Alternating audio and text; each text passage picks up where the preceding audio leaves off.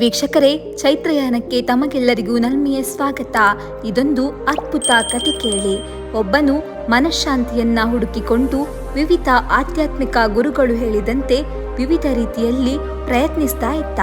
ಅವನು ಒಮ್ಮೆ ಸ್ವಾಮಿ ವಿವೇಕಾನಂದರನ್ನ ಭೇಟಿಯಾಗಿ, ಸ್ವಾಮೀಜಿ, ನಾನು ಒಂದು ಮುಚ್ಚಿದ ಕೋಣೆಯಲ್ಲಿ ಗಂಟೆಗಟ್ಟಲೆ ಕುಳಿತು ಧ್ಯಾನ ಮಾಡ್ತೇನೆ, ಆದರೆ ನನಗೆ ಮನಃಶಾಂತಿ ಸಿಗಲಿಲ್ಲ ಎಂದು ಹೇಳುತ್ತಾನೆ. ಆಗ ಸ್ವಾಮಿ ವಿವೇಕಾನಂದರು, ಮೊಟ್ಟ ಮೊದಲು ನೀನು ನಿನ್ನ ಕೋಣೆಯ ಬಾಗಿಲನ್ನು ತೆರೆದಿಡು. ಆನಂತರ ಹೊರಗೆ ದುಃಖದಲ್ಲಿರುವವರನ್ನು, ಅನಾರೋಗ್ಯದಿಂದ ಬಳಲುವವರನ್ನು ಹಾಗೂ ಹಸಿದವರನ್ನು ನೋಡಿ ಅವರಿಗೆ ನಿನ್ನಿಂದ ಸಾಧ್ಯವಾದಷ್ಟು ಸಹಾಯ ಮಾಡು ಎಂದು ಹೇಳುತ್ತಾರೆ. ಆಗ ಆ ವ್ಯಕ್ತಿಯು ವಿವೇಕಾನಂದರಿಗೆ, ರೋಗಿಗಳ ಸೇವೆಯನ್ನು ಮಾಡೋದ್ರಿಂದ ನನಗೆ ರೋಗ ಬಂದರೆ ಏನು ಮಾಡಲಿ ಎಂದು ಕೇಳ್ತಾನೆ. ಅವನ ಈ ಸಂದೇಹವನ್ನ ಕೇಳಿ ಸ್ವಾಮಿ ವಿವೇಕಾನಂದರು, ನೀನು ಪ್ರತಿಯೊಂದು ಒಳ್ಳೆಯ ಕೆಲಸದಲ್ಲಿಯೂ ತಪ್ಪನ್ನ ಹುಡುಕೋದ್ರಿಂದ ನಿನಗೆ ಮನಃಶಾಂತಿ ಸಿಗುತ್ತಿಲ್ಲ. ಶ್ರೇಷ್ಠ ಕಾರ್ಯವನ್ನು ಮಾಡಲು ಬಹಳ ತಡ ಮಾಡಬಾರದು, ಅಂತೆಯೇ ಅದರಲ್ಲಿ ತಪ್ಪು ಕಂಡು ಹಿಡಿಯಬಾರದು. ಇದೇ ಮನಃಶಾಂತಿಯನ್ನು ಪಡೆಯುವ ಏಕೈಕ ಮಾಧ್ಯಮವಾಗಿದೆ ಎಂದು ಹೇಳುತ್ತಾರೆ. ನಮ್ಮಲ್ಲಿ ಅನೇಕರು ಇಂಥದ್ದೇ ನಡವಳಿಕೆಯನ್ನು ಹೊಂದಿದ್ದೇವೆ. ನಮ್ಮಲ್ಲಿ ಅನುಕೂಲತೆ ಇರುತ್ತದೆ, ಹಣ ಇರುತ್ತದೆ, ಮತ್ತೊಬ್ಬರಿಗೆ ಸಹಾಯ ಮಾಡುವ ಒಳ್ಳೆ ಬುದ್ಧಿ ಇರುತ್ತದೆ. ಆದರೆ ನಮಗೆ ಇರುವ ಎಲ್ಲದರ ಬಗ್ಗೆ ಅಹಂ ಒಂದು ಹಿಡಿ ಜಾಸ್ತಿಯೇ ಇರುತ್ತೆ. ಮತ್ತೊಬ್ಬರನ್ನ ಕಷ್ಟದಲ್ಲಿ ಕಂಡಾಗ ಮತ್ತಾರಿಗೂ ಸಹಾಯ ಮಾಡುವಾಗ ನಮ್ಮ ಹಣದ ದರ್ಪ ಅಥವಾ ಅಧಿಕಾರದ ಗತ್ತು ಅಲ್ಲೆಲ್ಲೋ ಇಣುಕಿ ಬಿಡುತ್ತದೆ. ನಮ್ಮ ಮಾತಿನಿಂದ ನಾವು ಮಾಡುತ್ತಿರುವ ಉಪಕಾರವನ್ನ ಎತ್ತಿ ಹಿಡಿದು ಅಥವಾ ಅದರ ಬಗ್ಗೆ 4 ಜನರಿಗೆ ಡಂಗುರ ಹೊಡೆದು ದೊಡ್ಡ ಸದ್ದು ಮಾಡ್ತೇವೆ.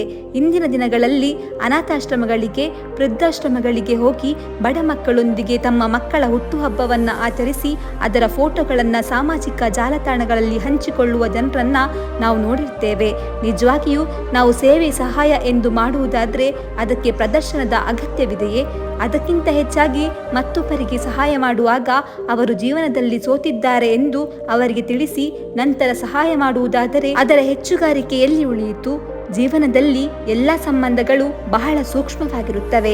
ನಾವು ಮತ್ತೊಬ್ಬರಿಗೆ ಉಪಕಾರ ಮಾಡದಿದ್ರೂ ಪರವಾಗಿಲ್ಲ, ಆದರೆ ಅವರ ಜೀವನದ ನಿರ್ಧಾರಗಳನ್ನು, ಅವರ ಸೋಲುಗಳನ್ನು, ಬೀಳುಗಳ ಬಗ್ಗೆ ಉಪೇಕ್ಷೆಯಿಂದ ಮಾತನಾಡುವ ಹಕ್ಕನ್ನು ನಮಗೆ ಯಾರೂ ಕೊಟ್ಟಿರೋದಿಲ್ಲ. ಬೇರೆಯವರ ಕೆಲಸಗಳಲ್ಲಿ, ಅವರ ವ್ಯಕ್ತಿತ್ವದಲ್ಲಿ ತಪ್ಪು ಹುಡುಕುವ ಸಣ್ಣ ಬುದ್ಧಿಯನ್ನ ತ್ಯಜಿಸಿ ಎಲ್ಲರನ್ನೂ ಸಮಾನವಾಗಿ ನೋಡುವ, ಗೌರವಿಸುವ ಮನಸ್ಥಿತಿಯನ್ನು ನಾವು ಬೆಳೆಸಿಕೊಳ್ಳಬೇಕು.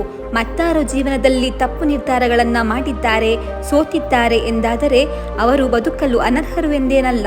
ಇಂದು ಈ ಪರಿಸ್ಥಿತಿಯಲ್ಲಿ ಅವರಿಗೆ ಸೋಲಾಗಿದೆ, ನಾಳೆ ಅವರು ನಮಗಿಂತ ಚೆನ್ನಾಗಿ ಬದುಕುವ ಕ್ಷಮತೆ ಉಳ್ಳವರು. ಇಂದು ನಾವು ಚೆನ್ನಾಗಿ ಬದುಕ್ತಾ ಇದ್ದೀವಿ, ಯಶಸ್ವಿಗಳಾಗಿದ್ದೇವೆ ಎಂದು ಬೇರೆಯವರ ಜೀವನದ ಬಗ್ಗೆ ಕೇವಲವಾಗಿ ಮಾತಾಡುವುದು, ಅವರನ್ನು ಹಂಗಿಸುವುದು ಬೇಡ.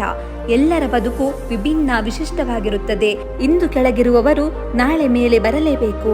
ಮೇಲಿದ್ದಾಗ ತಗ್ಗಿ ಬಗ್ಗಿ ನಡೆಯುವವರು ಜೀವನದಲ್ಲಿ ಏನೇ ಬಂದರೂ ನಿಭಾಯಿಸುವ ಸ್ಥೈರ್ಯ ಉಳಿಸಿಕೊಳ್ಳುತ್ತಾರೆ. ಎಲ್ಲಕ್ಕಿಂತ ಹೆಚ್ಚಾಗಿ ಮನಃಶಾಂತಿ ಎನ್ನುವುದು ನಮ್ಮ ಕೈಲಾದಷ್ಟು ಸಹಾಯ ಮಾಡುತ್ತಾ, ಬೇರೆಯವರಿಗಾಗಿ ಮಿಡಿಯುತ್ತಾ, ಪ್ರಾಮಾಣಿಕತೆಯಿಂದ ಬದುಕಿದಾಗ ಮಾತ್ರ ದೊರೆಯುವಂಥ ಒಂದು ಅದ್ಭುತವಾದ ಸ್ಥಿತಿ. ಕೋಣೆಯೊಳಗೆ ಧ್ಯಾನ ಮಾಡಲು ಕುಳಿತರೂ ಮನಸ್ಸು ತಿಳಿಯಾಗದಿದ್ದರೆ, ಯೋಚನೆಗಳು ತಲೆಯಲ್ಲಿ ನಡೆಯುತ್ತಿದ್ದರೆ, ಗಂಟೆಗಟ್ಟಲೆ ಧ್ಯಾನದ ಹೆಸರಿನಲ್ಲಿ ಕುಳಿತಿದ್ದರೂ ಒಂದಿನಿತೂ ಶಾಂತಿ ಸಿಗೋದಿಲ್ಲ. ಮನಸ್ಸು ತಿಳಿಯಾಗಿದ್ದಾಗ, ಸಹಾನುಭೂತಿ, ಸಂತೃಪ್ತಿಯಿಂದ ತುಂಬಿದ್ದಾಗ ಸಂತಿಯಲ್ಲಿ ಕುಳಿತಿದ್ದರೂ ಧ್ಯಾನಸ್ಥರಾಗಬಹುದು, ಮನಃಶಾಂತಿ ಕಾಣಬಹುದು. ಏನಂತೀರಿ? ಅದಕ್ಕೆ ಹೇಳುವುದು, ವಿವೇಕ ಇಲ್ಲದೆ ಆನಂದ ಇರೋದಿಲ್ಲ. ಈ ಮಾತುಗಳು ನಿಮಗೆ ಇಷ್ಟ ಆಗಿದ್ರೆ ಆದಷ್ಟು ಜನಕ್ಕೆ ಶೇರ್ ಮಾಡಿ, ನನ್ನ ಚಾನೆಲ್ ಅನ್ನು ಸಬ್ಸ್ಕ್ರೈಬ್ ಮಾಡಿ ಹಾಗೂ ಮುಂಬರುವ ಎಲ್ಲ ಸ್ಫೂರ್ತಿದಾಯಕ ವಿಡಿಯೋಗಳನ್ನು ತಪ್ಪದೆ ನೋಡಿ.